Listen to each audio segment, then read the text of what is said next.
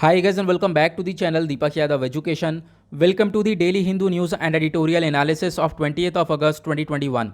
तो गाइस आज है तारीख 20 अगस्त 2021 और है फ्राइडे। देखेंगे आज का द हिंदू कंप्लीट न्यूज़पेपर।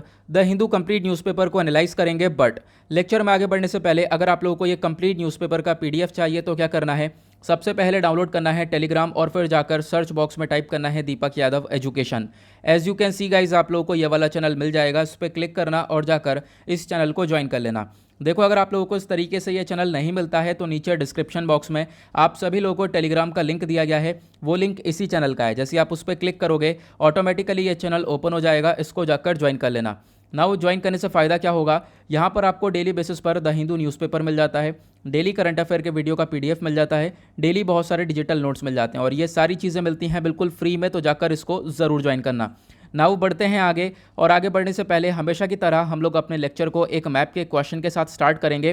तो आज आप सभी लोगों को मैप में जाकर देखना है कैमरून को कहाँ पर है ये एग्जैक्टली लोकेटेड, इंडिया के कंपैरिजन में कहाँ पर है अच्छे से मैप में देखना, फिर आकर नीचे कमेंट सेक्शन में टाइप करना, जिससे कि आप लोग इसको लंबे समय तक याद रख पाओगे। तो चलो शुरुआत करते हैं। यह आज का सबसे पहला आर्टिकल। इस आर्टिकल में चर्चा हो रही है वेस्ट बंगाल के पोस्ट पोल वायलेंस के बारे में। आपको मालूम होगा हाल ही में वेस्ट बंगाल के अंदर इलेक्शंस हुए थे, देन उसके बाद बहुत ज़्यादा वायलेंस, बहुत ज़्यादा हिंसा क्रिएट हुई है। उसी चीज़ को देखते हुए जो कैलकाटा हाई कोर्ट है, इन्होंने डायरेक्ट किया किसको, सीबीआई को, सेंट्रल ब्यूरो ऑफ इन्वेस्टिगेशंस को। इनसे बोला कि आप इन्वेस्टिगेशन करो सारे केसेस के रिगार्डिंग। केसेस कौन कौन से हो गए, मर्डर के केसेस या फिर जो क्राइम अगेंस्ट वेमेन है ये वाले केसेस, इनका कनेक्शन पोस्ट पोल वायलेंस है। तो आपको क्या करना है कि इन केसेस के रिगार्डिंग इन्वेस्टिगेशन करने के बाद एक रिपोर्ट सबमिट करनी है। उसी वजह से आर्टिकल चर्चा में है, और ये आर्टिकल बहुत पहले से ही चर्चा में है। हम लोग काफ़ी बार इसके बारे में ऑलरेडी डिस्कशन कर चुके हैं हम अपने द हिंदू न्यूज़पेपर एनालिसिस के अंदर।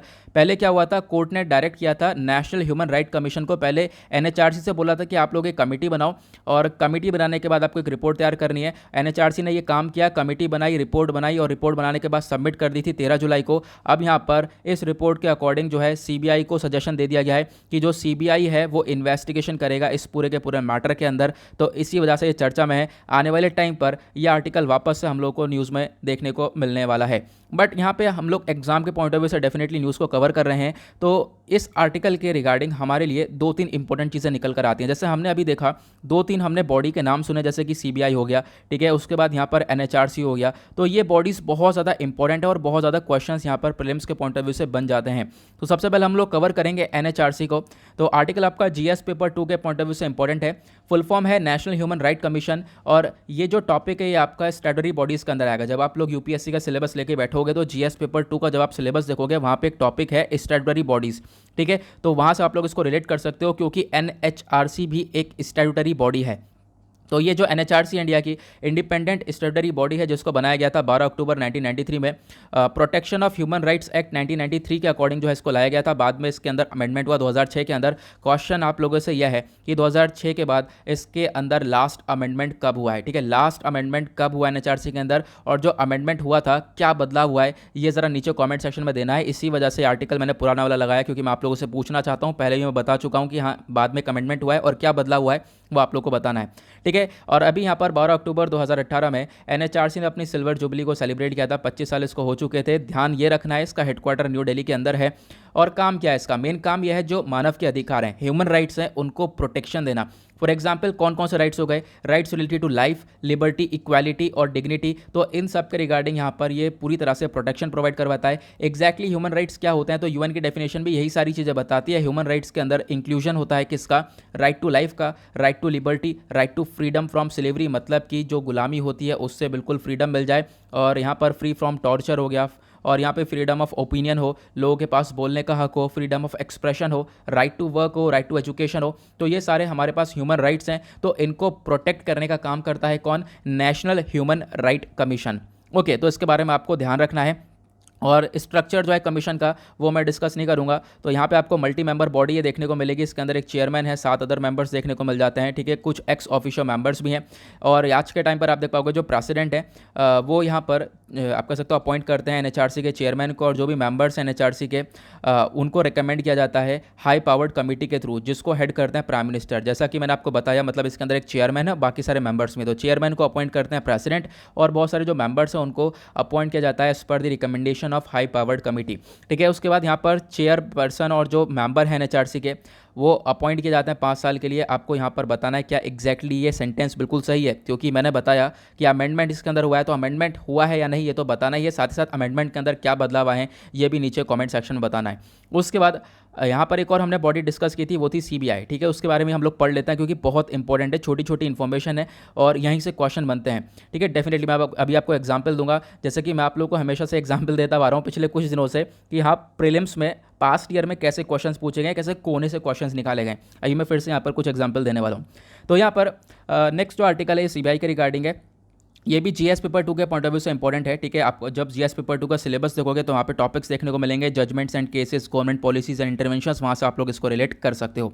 अब यहाँ पर क्या है कि जो सेंट्रल ब्यूरो ऑफ इन्वेस्टिगेशन है इसको सेटअप किया गया था 1963 में, ठीक है। एक रिजोल्यूशन था मिनिस्ट्री ऑफ होम अफेयर्स, उसके रिगार्डिंग यहाँ पर इसको सेटअप किया गया। नाउ यहाँ पे जो सीबीआई है वो किसके अंडर में आता है administrative control of the department of personal and training. तो आपको ध्यान रखना है एग्जैक्टली कौन सी मिनिस्ट्री के अंदर सीबीआई आता है। डायरेक्टली क्वेश्चन बन सकता है, ministry of personnel public grievance and pensions के अंडर में देखने को मिलता है। और ये जो सीबीआई का एस्टेब्लिशमेंट है ना, इसको बनाने के लिए जो है एक रिकमेंडेशन आई थी और वो रिकमेंडेशन दी थी सनातन कमेटी ने। तो यहाँ पे आपको ध्यान रखना है ये जो कमेटी है ये इसका मेन काम था जो करप्शन है उसको रोकना। तो सीबीआई का भी मेन काम यहाँ पर यही है कि करप्शन को कहीं ना कहीं रोकता है। देन उसके बाद आज के टाइम पर इसके वर्क जो है और भी ज़्यादा बढ़ चुके हैं। सीबीआई कोई स्टैट्यूटरी बॉडी नहीं है, लेकिन जो इसके पास पावर्स आती हैं वो कहाँ से आती हैं, वो आती हैं Delhi special police establishment act 1946 से। तो आपको इसके बारे में भी ध्यान रखना है। सीबीआई एक बहुत मतलब इंपॉर्टेंट एजेंसी है, मेन एजेंसी है सेंट्रल गवर्नमेंट की, ठीक है। करप्शन के ऊपर भी ध्यान देती है, बहुत ज़्यादा यहाँ पर इसका महत्व यहाँ पे देखने को मिल जाएगा। तो नोडल एजेंसी है जैसे कि मैंने आप लोगों को बता दिया है। उसका सीबीआई जो है इसको हेड कौन करता है, तो ये हेड करी जाती है एक डायरेक्टर के द्वारा। अभी हाल ही में इसके एक नए डायरेक्टर आए हैं, वो कौन है ज़रा नीचे कॉमेंट सेक्शन में बताना। सीबीआई का जो ज्यूरिसडिक्शन है, मतलब कि इसके अंदर कौन कौन से केसेस को देखा जा सकता है, तो यहाँ पे मान लो कोई ऑफेंस है जो कि 69 सेंट्रल लॉस के अंदर में आता है या फिर 18 स्टेट एक्ट्स में है, 231 ऑफेंसेस हैं आईपीसी के, इंडियन पिनल कोड के अंदर। मतलब जो भी यहाँ पर ऑफेंसेस होंगे वो अगर इन सब चीज़ों के अंडर में आते हैं तो उसको डेफिनेटली सीबीआई इन्वेस्टिगेट करेगा। ओके, आई होप आपको ये क्लियर हो गया होगा। दोनों बॉडी इंपॉर्टेंट है। मैं आपको कुछ यहाँ पे बताने वाला हूँ, जैसे कि यहाँ पे हम लोग कुछ क्वेश्चंस को ले रहे हैं आजकल थोड़े थोड़े प्रीलिम्स के पास्ट ईयर क्वेश्चंस को कुछ सीखने के लिए कि किस प्रकार से पेपर यहाँ पर यूपीएससी सेट करता है, ठीक है। नाउ तो यहाँ पर आप लोग देख पा रहे होंगे ये नीचे की साइड एक क्वेश्चन है 2008 के अंदर। इस क्वेश्चन को पूछा गया था। क्वेश्चन क्या है, which one amongst the following has the largest live stock population in the world. जो भी यहाँ पर लाइव स्टॉक होते हैं, ठीक है, जो भी हमारी काउस हो गए, ठीक है, बफले हो गया, तो इनकी जो पॉपुलेशन है दुनिया भर में वो कौन सी कंट्री के अंदर सबसे ज़्यादा है, ठीक है। और इसी आर्टिकल को पता है हमने कब डिस्कस किया था, अभी परसों डिस्कस किया था, जब आपने देखा होगा थंबनेल मैंने बना रखा था, वहाँ पर काउ है, ठीक है, थंबनेल के अंदर। तो आपको बताना है कि एग्जैक्टली कौन सी कंट्री के अंदर सबसे ज़्यादा यहाँ पे पॉपुलेशन है, ब्राज़ील, चाइना, इंडिया या फिर यूएसए। इसका सही आंसर है सी, इंडिया, ठीक है। और यहाँ पर जो आर्टिकल हमने डिस्कस किया था उसमें कहीं से कहीं तक ये चीज़ें नहीं बताई गई थी। जो भी हम लोग अलग से इन्फॉर्मेशन डिस्कस कर रहे हैं उसके अंदर हम लोगों ने बात करी थी, हाँ इंडिया के अंदर सबसे ज़्यादा पॉपुलेशन आज के टाइम पर देखने को मिलेगी लाइव स्टॉक की। ओके, दूध का प्रोडक्शन बहुत ज़्यादा है लेकिन हम लोग चीज़ों को मैनेज नहीं कर पा रहे हैं, ठीक है। मतलब दूध का प्रोडक्शन हम लोग बढ़ा सकते हैं, इसको हम लोग डिस्कस किया था हमने, याद करो आप, ठीक है। उसके बाद अगला आर्टिकल यहाँ पे पूछा गया है, आपको कुछ क्रॉप्स के नाम दे रखे हैं, ठीक है। Consider the following crops. Crops कौन कौन सी दे रखे हैं, जैसे कि ए कॉटन हो गया, बी ग्राउंडनट हो गया, सी राइस हो गया या फिर डी व्हीट हो गया। ये 4 क्रॉप्स के नाम दे रखे हैं और यहाँ पे आपको बताना है कि ये इसमें से ये कौन सी खरीफ क्रॉप है, ठीक है। ये क्वेश्चन मतलब इतना इजी क्वेश्चन पूछा गया था 2014 के अंदर, ठीक है। यूपीएससी ने 2014 के प्रीलिम्स में ये क्वेश्चन पूछा था। अब यहाँ पर क्या बोल रहा है कि खरीफ क्रॉप कौन सी है वो आप लोगों को बताना है। इन तीनों में से कुछ ऑप्शन दे रखे हैं 1 and 3, 2 and 3 only, 1 2 3 and 2 3 and 4।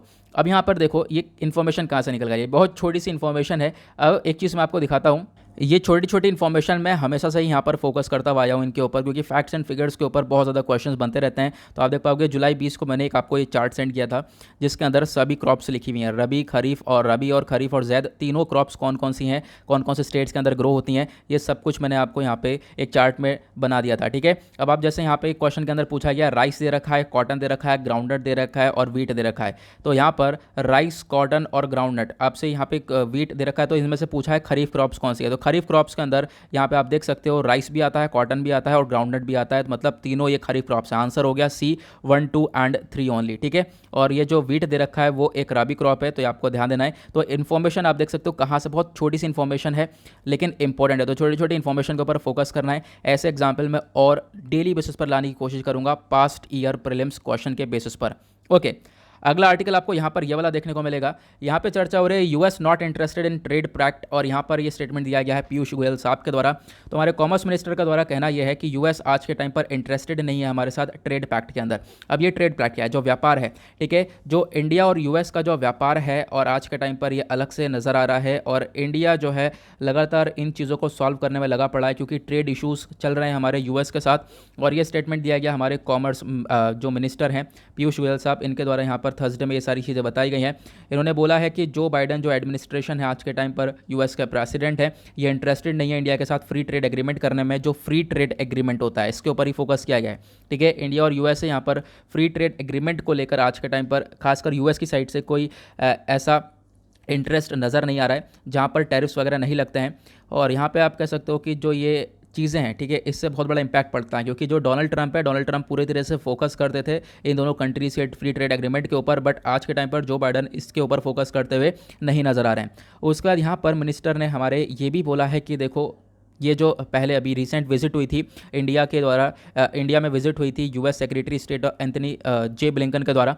इन्होंने यहाँ पे बोला था इंडिया और यूएस दोनों यहाँ पर इनको अपने जो ट्रेड रिलेशनशिप है इनको ग्रो करना चाहिए अगर इनको इकोनॉमिक रिकवरी चाहिए तो, ठीक है। लेकिन आज के टाइम पर क्या है, इन चीज़ों के ऊपर फोकस बिल्कुल भी नहीं करा जा रहा है और कोशिश यही है कि जल्द से जल्द जो ये भी ट्रेड रिलेटेड इशूज़ हैं इनको रिजॉल्व किया जाए। तो उसके बारे में यहाँ पर ये छोटी सी मतलब इन्फॉर्मेशन दी गई है जो कि आप लोग ध्यान में रख सकते हो, बट खास यहाँ पे कुछ एग्जाम पर्सपेक्टिव्स ऐसा देखने को मिलेगा नहीं।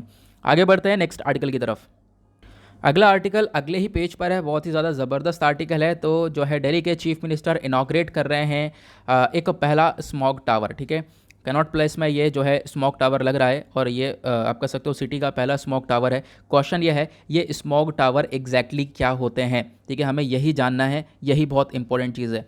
तो यहाँ पे आर्टिकल आपका प्रीलिम्स के पॉइंट ऑफ व्यू से इंपॉर्टेंट है, साथ ही साथ जीएस पेपर 3 के पॉइंट ऑफ व्यू से इंपॉर्टेंट है। यूपीएससी सिलेबस आप निकालोगे तो जीएस पेपर 3 के अंदर आपको टॉपिक्स दे रखे हैं environmental pollution and degradation, government policies and intervention. बिल्कुल, ये जो स्मॉग टावर है ये पोल्यूशन को कंट्रोल करने के लिए, पोल्यूशन को रिड्यूस करने के लिए काम आएगा।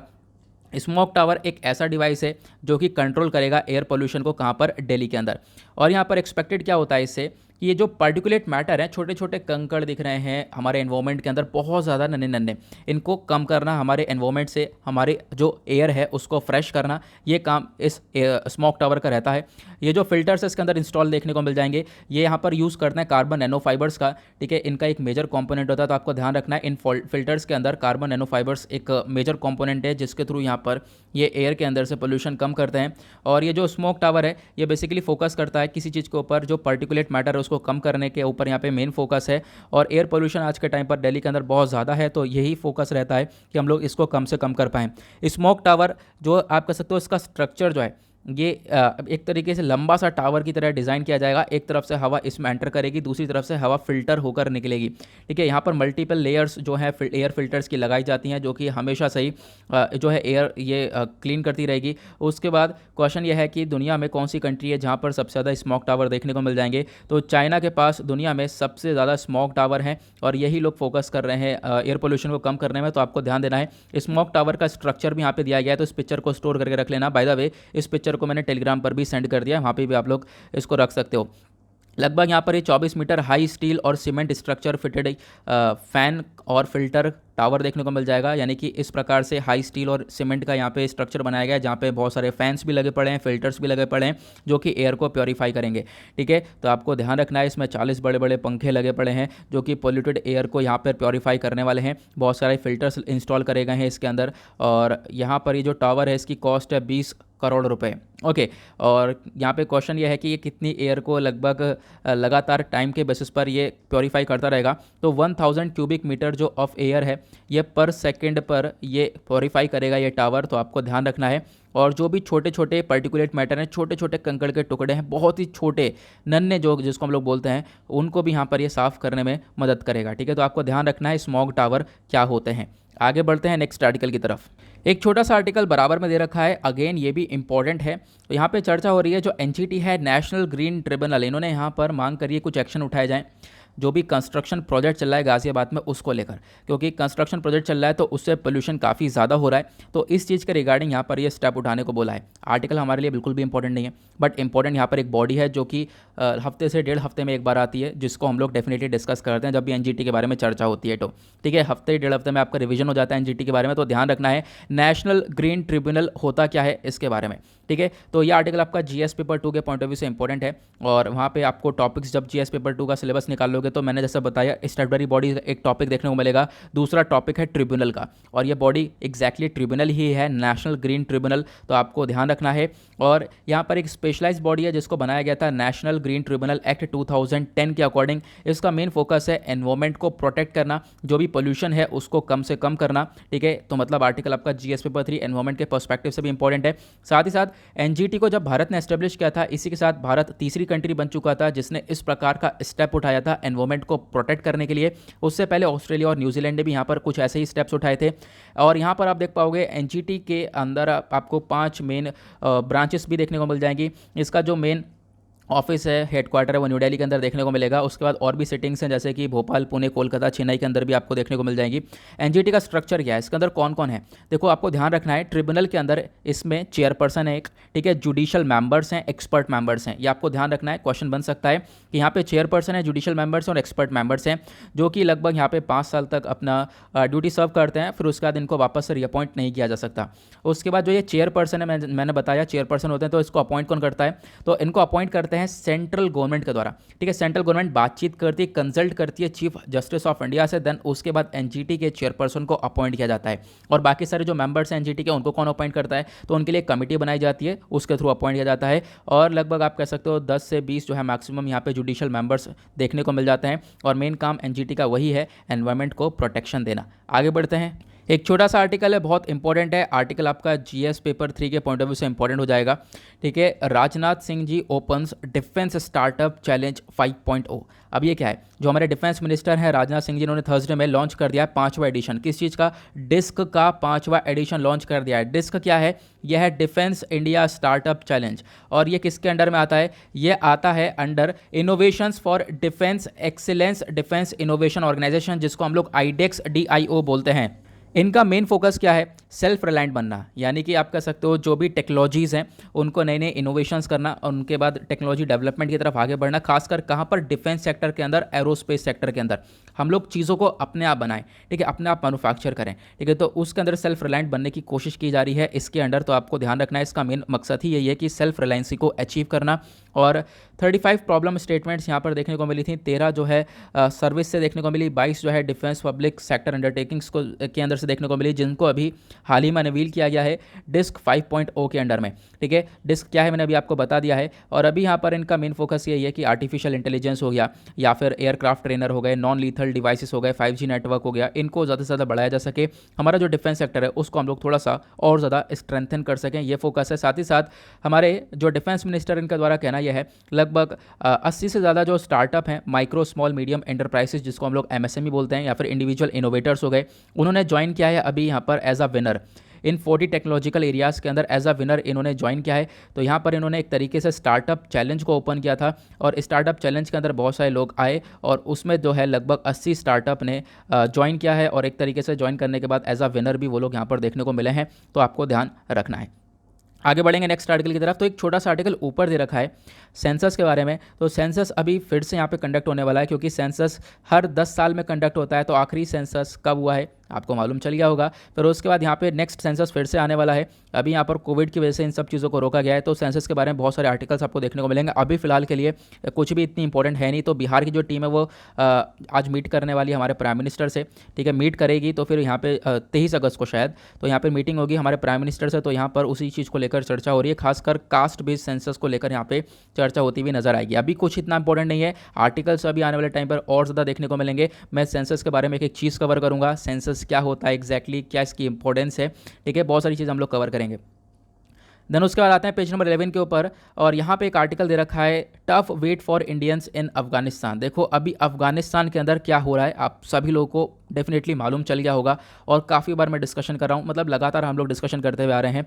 तो अफगानिस्तान के अंदर तालिबान का पूरी तरह से कंट्रोल आ चुका है और आज के टाइम पर हम लोगों ने बहुत सारे अपने जो भी हमारे लोग थे, एम्बेसी के स्टाफ थे, उन सबको हमने वापस से बुला लिया है, भारत ने वापस से बुला लिया है लोगों को। लेकिन अभी भी लगभग 450 इंडियंस जो हैं वहाँ पर फंसे पड़े हैं अफगानिस्तान के अंदर। तो गवर्नमेंट ऑफ इंडिया का मेन फोकस यही है कि उन लोगों को भी वहाँ से निकाला जाए और वहाँ की जो एम्बेसी है उसको बंद करो और फटाफट यहाँ पर आ जाओ। लेकिन अभी क्या है, हम लोग सही से फोकस इन चीज़ों के ऊपर नहीं कर पा रहे हैं क्योंकि अभी ट्रैवलिंग वाली सिचुएशन बिल्कुल बैन हो चुकी है। और यहाँ पर आप कह सकते हो उनको काफ़ी सारे अप्रूवल वगैरह चाहिए जो कि अभी नहीं मिल पा रहे हैं। तो अभी हमारा फोकस मेन यही है कि उन लोगों को भी वहाँ से निकाला जाए। यूएस भी आज के टाइम पर अभी बहुत सारे यूएस के लोग भी फंसे पड़े हैं, यूएस भी अपने लोगों को निकालने की पूरी तरह से कोशिश कर रहा है। हमारी बहुत बड़ी प्रॉब्लम यह है कि मतलब बहुत सारे आपको आप कह सकते हो रेजिडेंट्स वहाँ पे आपको देखने को मिल जाएंगे, बिना किसी अप्रूवल के वो लीव कर नहीं सकते हैं। तो बिना किसी अप्रूवल के लीव करने नहीं दिया जाएगा, उसी वजह से आज के टाइम पर हम लोग ही परेशानी में हैं। तो अभी हम लोग आने वाले टाइम पर उन लोगों को भी बुलाएंगे डेफिनेटली। और फिर उसके बाद यहाँ पर आगे चर्चा होने लगी कि हाल ही में हम लोगों ने भी बहुत सारे लोगों को बुलाया है, लगभग 120 इंडियन डिप्लोमेट्स को, ठीक है, और भी 20 अदर लोगों को हम लोगों ने यहाँ पर अपने कंट्री के अंदर वापस से बुलाया है, इवैक्यूएट किया है।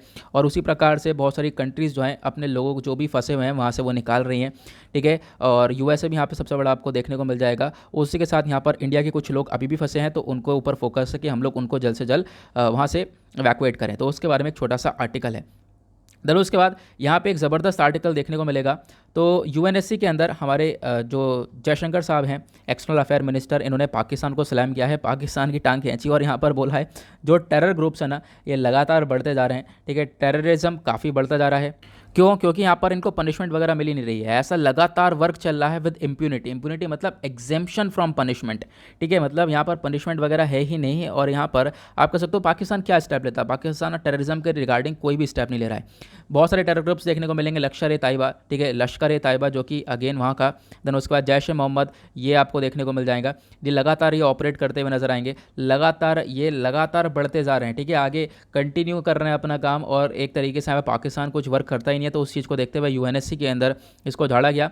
उसके बाद यहाँ पर इंडिया ने यूएनएससी के अंदर यानी कि यूनाइटेड नेशन सिक्योरिटी काउंसिल के अंदर ये मुद्दा पहले भी उठाया, देखो अभी भी उठाया जा रहा है, क्योंकि यहाँ पर बहुत सारे जो टेररिस्ट अटैक हुए हैं भारत के अंदर उसके पीछे भी इन ग्रुप्स का ही हाथ है। जैसे फॉर एग्जांपल 2008 का जो मुंबई टेरर अटैक हुआ था, तो उसी का जो आज का थंबनेल लगाए वो मुंबई टेरर अटैक पे ही लगाए, ठीक है। तो यही ध्यान में आया और यही एक बेस्ट थंबनेल आज का ऑप्शन लगा, तो उसके ऊपर यहाँ पे थंबनेल बना दिया था। देन उसके बाद पठानकोट एयरबेस, पुलवामा अटैक, ये सब आपको देखने को मिलेंगे।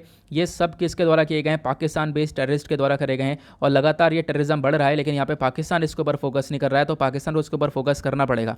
और उसी वजह से आज के टाइम पर यह FATF की जो है लिस्ट के अंदर देखने को मिल जाएगा, ग्रे लिस्ट के अंदर देखने को मिल जाएगा। उसके बाद बोलता है कि हम लोग ग्रे लिस्ट के अंदर क्यों हैं, ठीक है। तो ये चीज़ें हैं, तो छोटा सा आर्टिकल है, मतलब ज़्यादा कुछ ऐसा जो कि एग्जाम पर्सपेक्टिव से इंपॉर्टेंट हो वो यहाँ पे नहीं देखने को मिलेगा। हाँ, यूएनएससी जो है यूनाइटेड नेशन सिक्योरिटी काउंसिल, ये बहुत इंपॉर्टेंट बॉडी बन जाती है, ठीक है। तो यूएनएससी के अंडर जो इंडिया है वो एक नॉन परमानेंट मेंबर है, ठीक है। यूएनएससी के अंदर आपको 15 मेंबर्स देखने को मिल जाएंगे, 5 इस वहाँ पर परमानेंट मेंबर हैं, 10 नॉन परमानेंट मेंबर हैं। 10 में से जो इंडिया एक यहाँ पे वन ऑफ द मेंबर देखने को मिल जाएगा। और जो ये 5 मेंबर्स हैं ये आप लोगों को बताना है कौन कौन से हैं। और इन 5 मेंबर्स के पास वीटो पावर होती है। वीटो पावर काफ़ी तगड़ी पावर है, मतलब कि मान लो ये 15 मेंबर्स में से 14 जो लोग हैं वो एक डिसीजन पर फेवर कर रहे हैं, लेकिन अगर इन 5 में से एक ने भी अपने वीटो पावर का इस्तेमाल किया और मना करा कि ये नहीं होगा डिसीजन पास, तो वो नहीं होगा। तो आप समझ सकते हो कि इन 5 कंट्रीज़ के पास यहाँ पे वीटो पावर है। और यहाँ पे चर्चा हो रही है हाल ही में कि जो इंडिया है, इंडिया को भी एक परमानेंट मेंबर बनना चाहिए, क्योंकि इंडिया,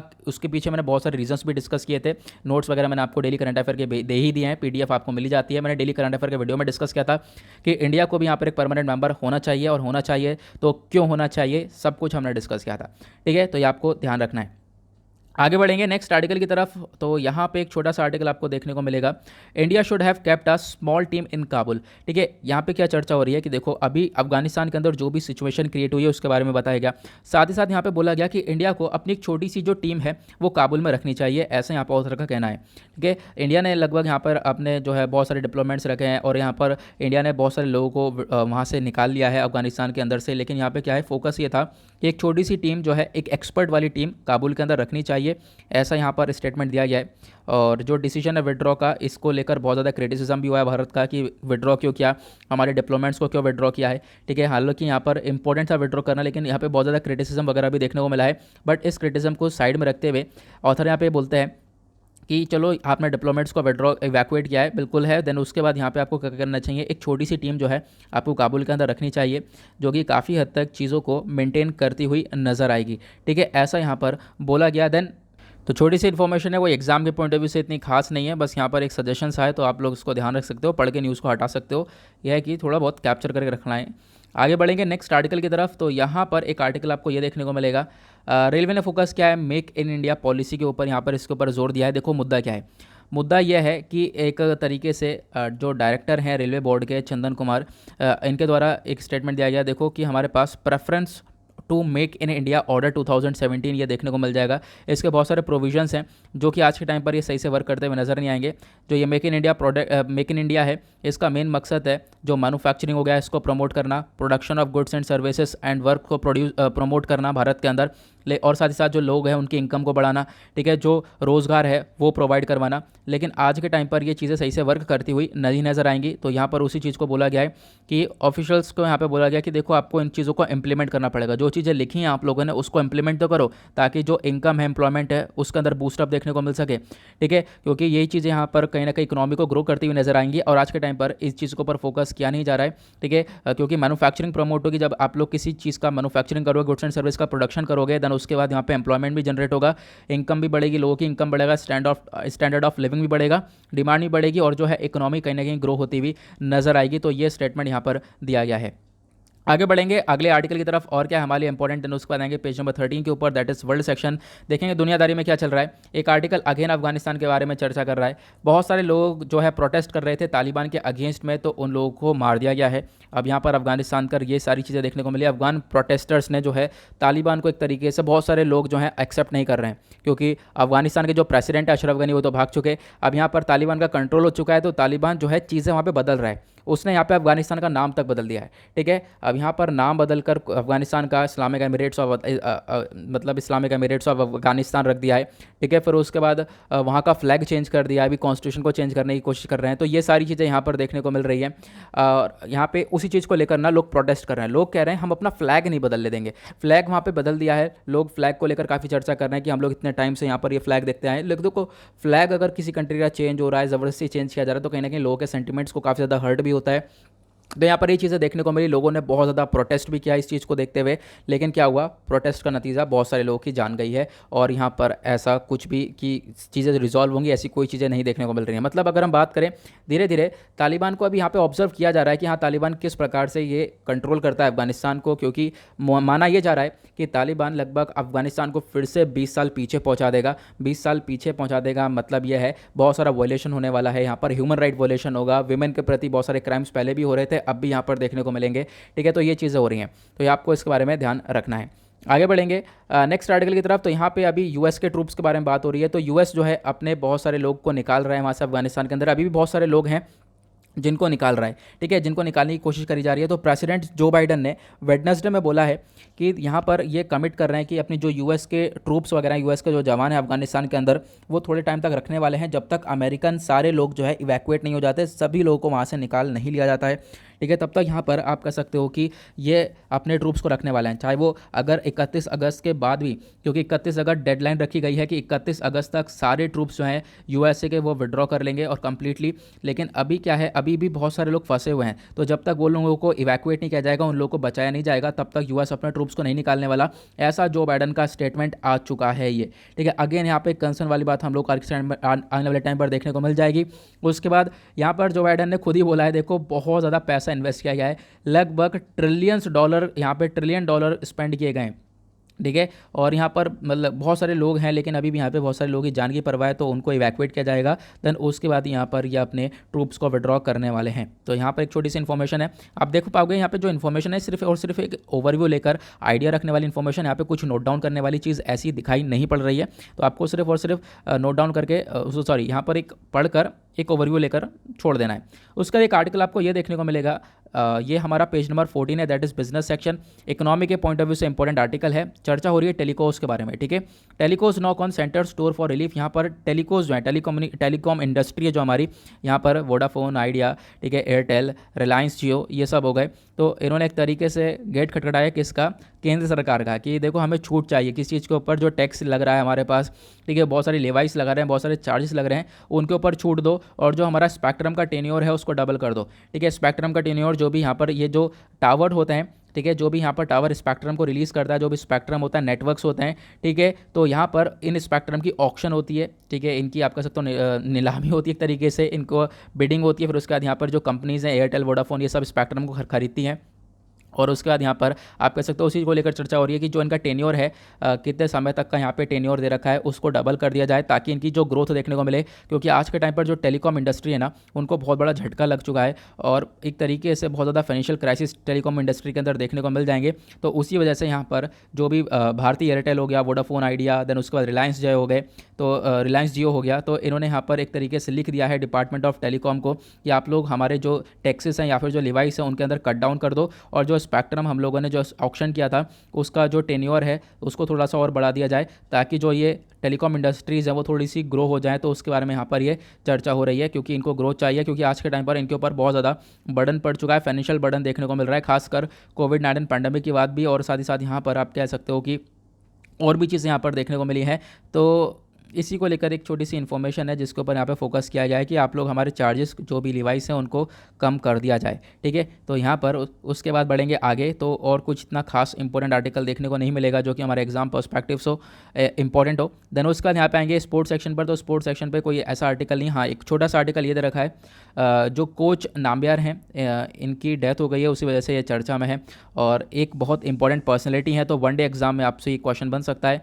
तो यहाँ पे देखो बोला ये गया है कि इन्होंने ट्रांसफॉर्म किया था जो पीटी उषा हैं उनको ट्रांसफॉर्म किया था एशियाज़ गोल्डन गर्ल के अंदर, तो यहाँ पर उसी वजह से ये एक इंपॉर्टेंट कोच भी हैं, तो इनके बारे में आपको ध्यान रखना है, वनडे एग्जाम में डेफिनेटली क्वेश्चन बन सकता है। इनकी एज हो चुकी थी 89, ठीक है, और मतलब इनकी एक वाइफ है, 3 सन हैं, एक डॉटर है, ठीक है। इन्होंने काफ़ी हद तक इनको बचा के रख रखा था, क्योंकि मतलब कुछ इलनेस वगैरह थी, बीमारियाँ थी जिनसे सफ़र कर रहे थे, काफ़ी हद तक मैं इनको प्रोटेक्शन प्रोवाइड करवा रखी थी, बट अभी के टाइम पर इनकी डेथ हो चुकी है।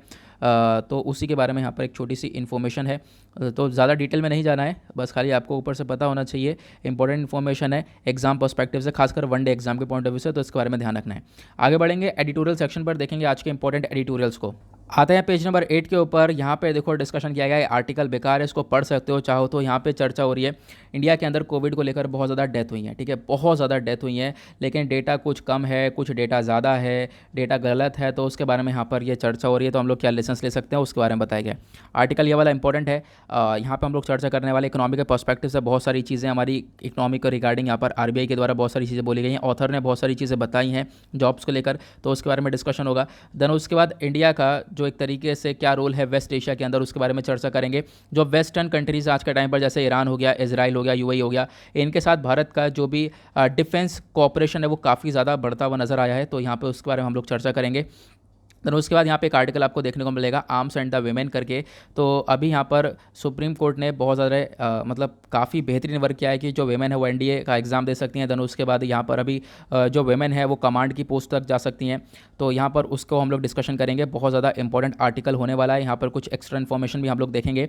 और आज फ्राइडे है, तो फ्राइडे में यहाँ पर एक आर्टिकल जो है, एक इंटरव्यू है, 2 व्यक्ति के बीच में इंटरव्यू पूरा का पूरा पोस्ट हुआ है, इस इंटरव्यू को आप लोग रीड कर सकते हो बस, ठीक है। उसका एक आर्टिकल ये देखने को मिला एजुकेशन सिस्टम को लेकर कि जो है कोविड की वजह से एजुकेशन सिस्टम हिट भी हुआ है, लेकिन साथ ही साथ इंपॉर्टेंट क्या है, इंडिया को जिस चीज़ के ऊपर काम करना पड़ेगा अगर आप लोगों को बच्चे की फाउंडेशनल एजुकेशन को स्ट्रॉन्ग करना है तो, ठीक है। तो उसके लिए क्या क्या काम करना है वो भी हम लोग आगे डिस्कस करने वाले हैं, बट स्टार्ट करेंगे हम लोग अपने इस वाले आर्टिकल से, क्योंकि ये आर्टिकल बहुत ज़्यादा इंपॉर्टेंट और आज का best of the best article है। आर्म्स एंड द वीमेन करके यहाँ पे चर्चा हो रही है, जो जेंडर पैरिटी आर्मी के अंदर वो देखने को मिली है, लेकिन अभी आज के टाइम पर आप कह सकते हो कि इस चीज़ को जो ये डिफरेंस, जेंडर डिफरेंस देखने को मिलता है आर्मी के अंदर, उसको कम से कम किया जा रहा है। अभी आपको मालूम होगा पिछले साल की बात है, सुप्रीम कोर्ट ने जो वेमेन है उनको शॉर्ट सर्विस कमीशन से बोला गया कि आप परमानेंट सर्विस कमीशन की तरफ बढ़ सकती हो। डोंट वरी, डिस्कस करेंगे short service commission permanent service commission क्या है, आगे मैं आपको बताऊंगा। बट अभी क्या हुआ है, अभी यहाँ पर सुप्रीम कोर्ट ने एक और स्टेटमेंट दिया है कि जो यहाँ पर वेमेन्स हैं वो एनडीए का एग्जाम दे सकती हैं, ठीक है। देन उसके बाद यहाँ पर ये दूसरी चर्चा हो गई। देन उसके बाद तीसरी चर्चा ये बोली गई है, हमारे प्राइम मिनिस्टर ने इंडिपेंडेंस डे पर अभी 75th इंडिपेंडेंस डे सेलिब्रेट किया, तो उस अवसर पर हमारे प्राइम मिनिस्टर ने एक चीज़ ये भी बोली है, जो स्कूल हैं, जो गर्ल्स हैं उनके लिए सैनिक स्कूल्स में एडमिशन दिया जाएगा, ठीक है। पहले यहाँ पर सैनिक स्कूल्स के अंदर यहाँ पे गर्ल्स का एडमिशन नहीं हो रहा था, तो अब गर्ल्स को ग्रांट किया जाएगा एडमिशन सैनिक स्कूल के अंदर, जो वहाँ पर पहले से एक फोकस ये होता है कि हाँ बच्चा आर्म फोर्स के अंदर सर्व करेगा, ठीक है। तो ये कहीं ना कहीं चीज़ें आगे प्रमोट करती हैं, जैसे कि हमारे पास इक्वालिटी है, नॉन डिस्क्रिमिनेटरी अपॉर्चुनिटीज़ हो गई, तो इन चीज़ को यहाँ पर प्रमोट करती हुई नजर आएंगी, क्योंकि अब यहाँ पर ये जो जेंडर बेस्ड डिफरेंस होता है वो बहुत कम ही से देखने को मिलेगा। अब हम लोग कुछ एक्स्ट्रा चीज़ डिस्कस करते हैं जो कि बहुत इंपॉर्टेंट है, ठीक है, इस आर्टिकल के रिगार्डिंग है। जैसे मैंने आपको बताया कि पिछले साल सुप्रीम कोर्ट ने जो वेमेन है उनको शॉर्ट सर्विस कमीशन से बोला कि आप परमानेंट सर्विस कमीशन में भी सर्व कर सकती हो। यहाँ पर गवर्नमेंट इसके अगेंस्ट में गई थी, क्यों गई थी वो भी हम देखने वाले हैं।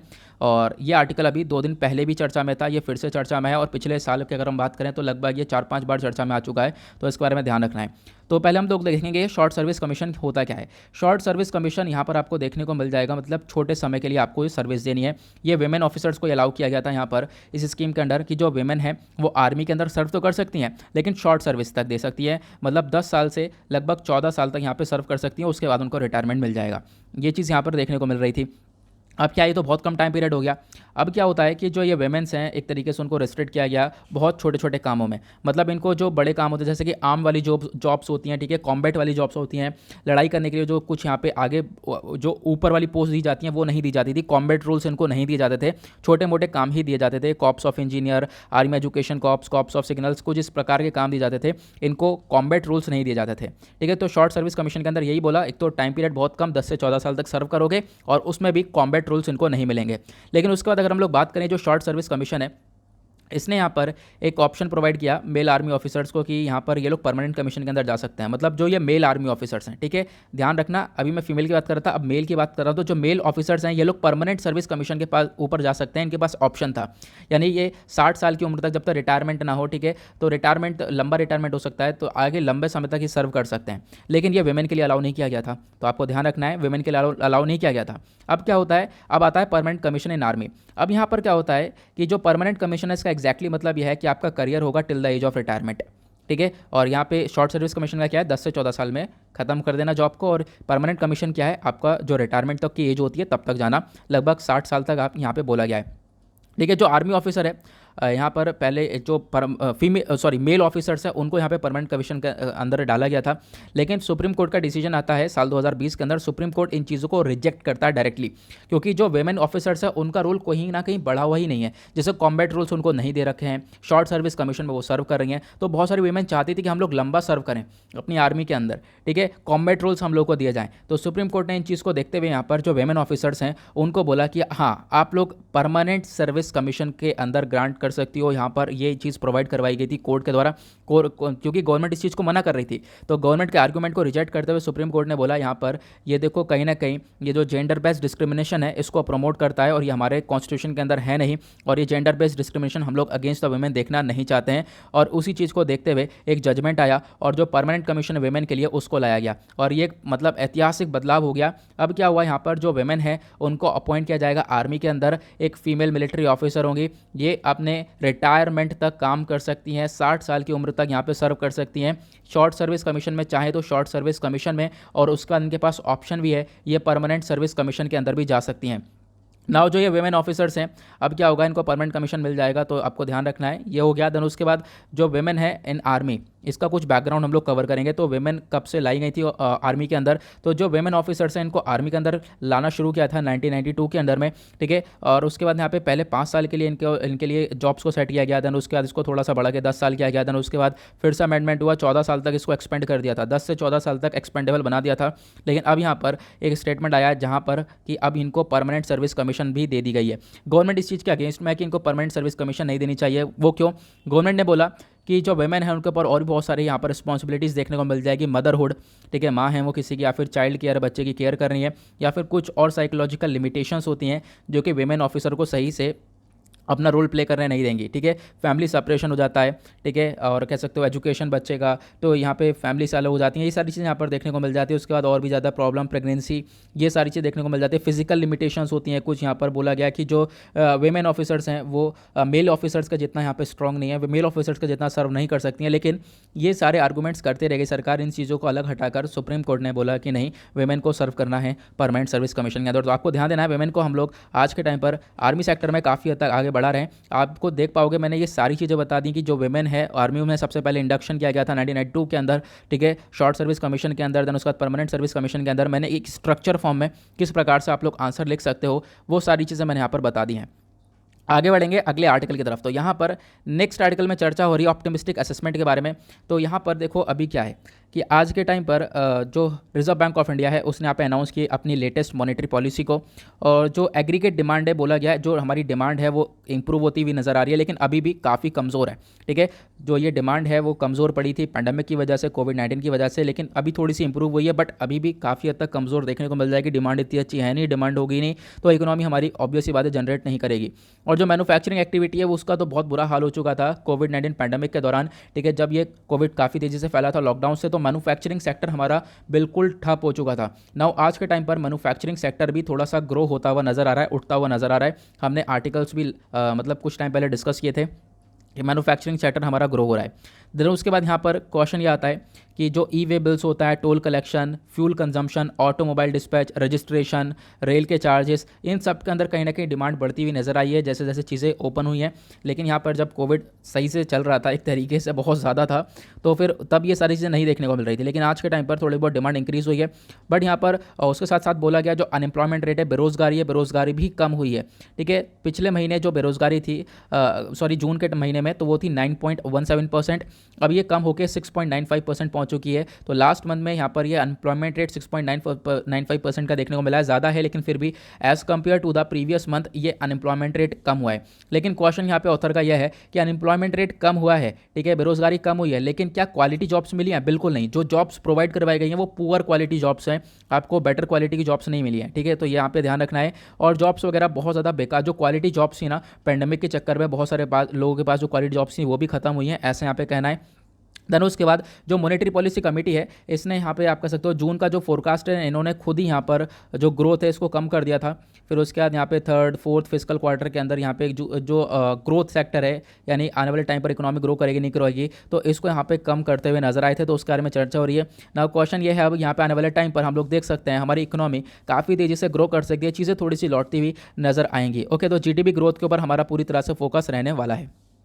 अगले आर्टिकल में चर्चा करेंगे अब्राहम अकॉर्ड के बारे में। Abraham accord as India's West Asia bridge, ठीक है। अब यहाँ पर अब्राहम अकॉर्ड क्या है? इंडिया का एक वेस्ट एशिया ब्रिज है।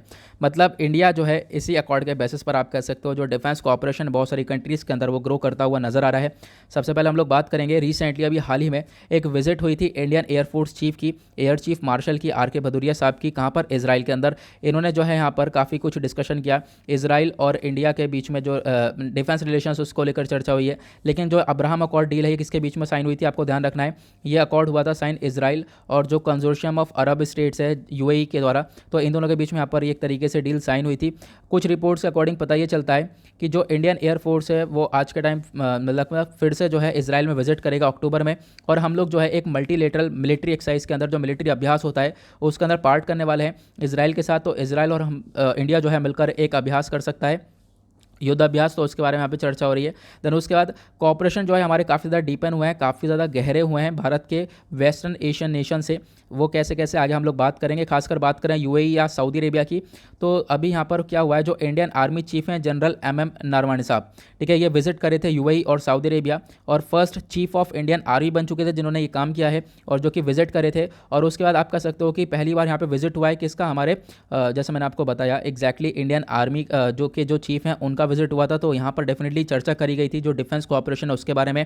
तो हमारे जो कॉपरेशंस हैं इन कंट्रीज़ के साथ ग्रो होते हुए नजर आए। देन उसके बाद 3 विजिट और सेट करी गई, ठीक है। जो हमारे चीफ ऑफ इंडियन नेवी हैं आप ध्यान रखना, नीचे मैंने अभी इंडियन आर्मी के बारे में बात करी थी, अब यहाँ पर इंडियन नेवी के बारे में बात कर रहा हूँ। जो इंडियन नेवी के चीफ हैं एडमिरल सुनील लांबा साहब, ठीक है, 2017 में इनकी द्वारा विजिट करी गई थी यूएई और ओमान के अंदर। तो वहाँ पर भी काफ़ी हद तक जो डील वगैरह है वो साइन करी गई, ठीक है। मुस्कैट के साथ यहाँ पर डील साइन करी गई थी कि हम दोनों ही मिलकर जो है अपने जो डिफेंस कॉपरेशन है उसकी तरफ आगे बढ़ेंगे, और एक तरीके से इंडिया और वेस्ट एशियन रीजन में इसी प्रकार से डिफेंस को लेकर ये हम लोग कॉपरेशन को बढ़ाते चले गए। इजराइल से हमारा कॉपरेशन अच्छा है, देन उसके बाद यहाँ पे यूएई सऊदी अरेबिया से अच्छा है। ईरान से भी बात करें तो डिफेंस कॉपरेशन डेफिनेटली हमारा अच्छा देखने को मिलेगा ही मिलेगा।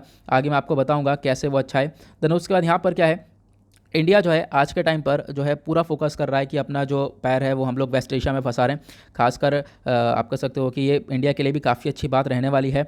और लगभग यहाँ पर ये जो शुरू है, पहले 2015 में इतना कुछ अच्छा चीज़ें देखने को मिलती नहीं थी, बहुत कम ही हमारे रिलेशंस अच्छे थे।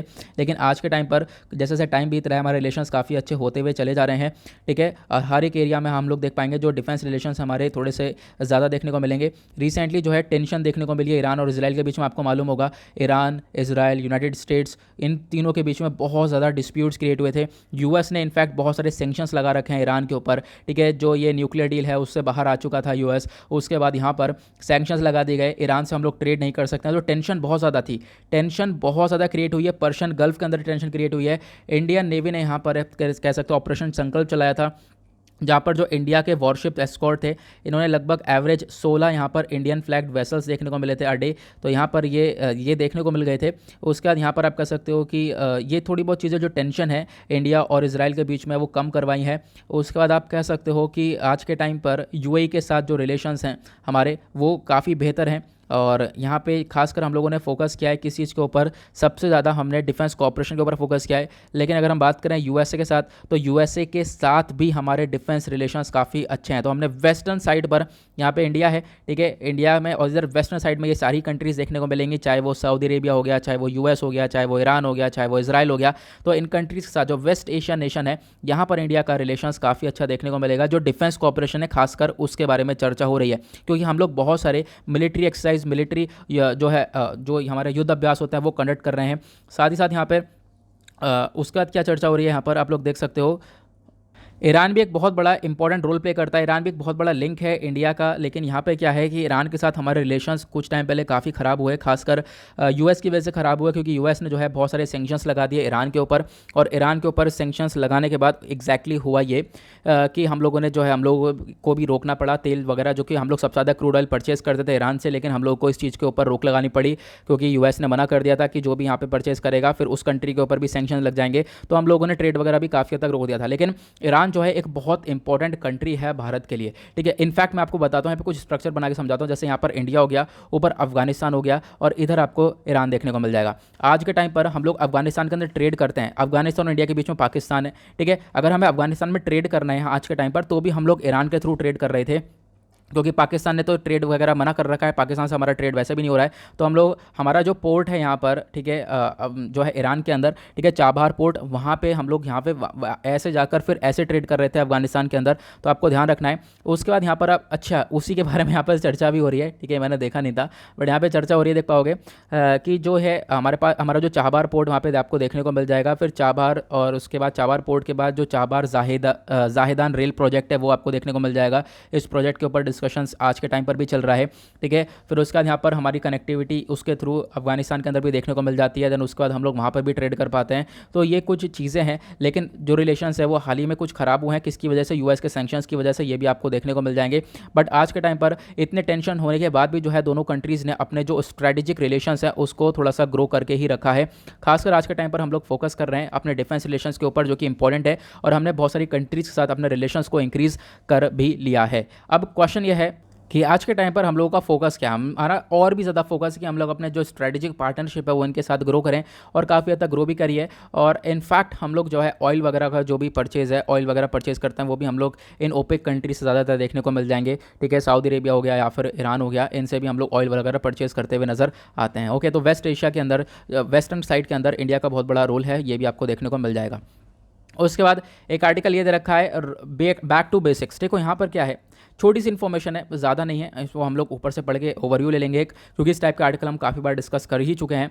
देखो, इंडिया के लिए बहुत ज़्यादा इंपॉर्टेंट है कि हम लोग वर्क करें फाउंडेशनल एजुकेशन को स्ट्रॉन्ग करने के लिए। ठीक है, जब तक बच्चे का फाउंडेशन जो नींव है ना वो स्ट्रॉन्ग नहीं होगी तब तक कुछ नहीं होगा। ठीक है, जब बच्चे की नींव ही स्ट्रॉन्ग नहीं होगी तो फिर आगे भी यहाँ पर कुछ नहीं हो सकता। नींव स्ट्रॉन्ग होगी तो बच्चा आगे भी कर पाएगा। ठीक है, तो क्या बच्चों के ऊपर शुरू से आपको फोकस करना है। आज के टाइम पर पैंडेमिक आया, लॉकडाउन हुए, उसकी वजह से जो है स्कूल्स वगैरह बंद हुए। स्कूल वगैरह बंद होने की वजह से जो बच्चों का ड्रॉप आउट रेट है वो बहुत ज़्यादा हुआ है। स्कूल से बच्चे निकाल दिए गए हैं, ऐसा यहाँ पर देखने को मिला है। उसके पीछे वेरियस रीजंस हैं, चाहे वो फीस का रीज़न हो या फिर यहाँ पर एब्यूज़ एट होम हो, बहुत सारी चीज़ें हैं। तो यहाँ पर बहुत सारे बच्चों का एक तरीके से प्राइवेट स्कूल से निकाल के गवर्नमेंट स्कूल के अंदर एडमिशन किया गया है। इनएडिक्वेट न्यूट्रिशन की वजह से, इन सब चीज़ों की वजह से यहाँ पर ये सारी चीज़ें देखने को मिली हैं और इन इशूज़ को हमें एड्रेस करना पड़ेगा। सबसे पहला इशू तो यह है, बहुत ज़्यादा बच्चे आज के टाइम पर डिपेंडेंट हैं सरकार के ऊपर की सरकार जो यहाँ पे एक तरीके से मिड डे मील प्रोग्राम चला रही है, तो वहाँ पर सरकार खाना प्रोवाइड करवाएगी। लेकिन यहाँ पर बच्चे की रिक्वायरमेंट 1000 से लेकर 3200 यानी कि 3200 कैलोरीज तक यहाँ पर रिक्वायरमेंट देखने को मिल जाएगी पर डे की। तो इतनी रिक्वायरमेंट फुलफिल नहीं हो पा रही है। तो पहले चीज़ तो आपको एड्रेस ये करना पड़ेगा कि जो आपको न्यूट्रिशनल जो है नीड्स हैं वो उसको पूरी करना पड़ेगा, क्योंकि न्यूट्रिशनल नीड्स बच्चों की आज के टाइम पर पूरी हो नहीं पा रही हैं। उसके बाद फाउंडेशनल लेवल पर अगर हम बात करें तो फाउंडेशनल लेवल पर टीचर्स वगैरह इतने अच्छे हैं नहीं, तो टीचर्स के ऊपर आपको फोकस करना पड़ेगा। टीचर आपको इतने खास देखने को मिलेंगे नहीं, उसकी वजह से यहाँ पर जो बच्चे का फाउंडेशन लेवल है वो सही से स्ट्रॉन्ग नहीं हो पाता है। तो यहाँ पे ज़रूरत है हम लोगों को नीड फॉर स्किल टीचर्स की, जो यहाँ पे टीचर्स हो काफ़ी ज़्यादा स्किलफुल टीचर हो। ठीक है, उसकी ज़रूरत है हम लोगों को यहाँ पर। और यहाँ पर ऑब्वियसली बात है टीचर्स को भी थोड़ा आपको ध्यान देना पड़ेगा। उसके बाद आप कह सकते हो कि एक अच्छा कल्चर यहाँ पर बना सकते हो, इनफैक्ट यहाँ पर बच्चे का डेवलपमेंट कर सकते हो। और ये बिल्कुल जेन्युइन सी बात है, जब तक फाउंडेशनल स्ट्रॉन्ग नहीं होगा तब तक ऑब्वियसली बात है आगे चीज़ें स्ट्रॉन्ग नहीं होती पाएंगी। उसके बाद 2030 तक हमारे गोल्स हैं, बहुत सारे सस्टेनेबल डेवलपमेंट आपको गोल्स देखने को मिल जाएंगे। इसमें 17 गोल हैं, बहुत सारे गोल्स हम लोगों ने कोशिश करी अचीव करने की 2030 तक हम लोग इसको अचीव कर पाएँ। उसमें से एक one of the main goal आपको एजुकेशन भी देखने को मिलेगा। तो एजुकेशन के ऊपर हमारा फोकस है कि हम लोग अच्छे से सभी लोगों को एक अच्छी एजुकेशन प्रोवाइड करवा सकें। उसके ऊपर फोकस सभी कर पाएंगे हम लोग जब हम लोग इन चीज़ों को टैकल करेंगे। साथ ही साथ ये भी बोला गया है कि आज के टाइम पर जो ये स्टेप्स उठाए गए हैं, पास कर दिया गया है बिना पढ़े, तो ये चीज़ भी गलत है। देखो, बहुत ज़्यादा यहाँ पे बच्चे पास आउट हो गए हैं और पास आउट होने के बाद उन्हें कुछ आता जाता है नहीं। देखो, बच्चों ने यहाँ पे बहुत बच्चों को पास आउट कर दिया गया है और उन्होंने अपने साल का कुछ भी नहीं पढ़ा है, कुछ भी नहीं आता है और इनफैक्ट उनको दूसरी क्लास में भेज दिया गया है। तो यहाँ पर क्या कुछ भी, इसकी वजह से यहाँ पर आप कह सकते हो कि जो बच्चे का फाउंडेशन है वो और ज़्यादा कमज़ोर देखने को मिल जाएगा। तो बच्चे का फाउंडेशन स्ट्रॉन्ग करना है, उसके ऊपर यहाँ पर चर्चा हुई है। आई होप आपको ये क्लियर हो गया होगा। नाउ इसी के साथ करते हैं लेक्चर को समाप्त। मिलते हैं आप लोगों से नेक्स्ट वीडियो में। आज के लिए bye bye, have a nice day, thank you and जय हिंद।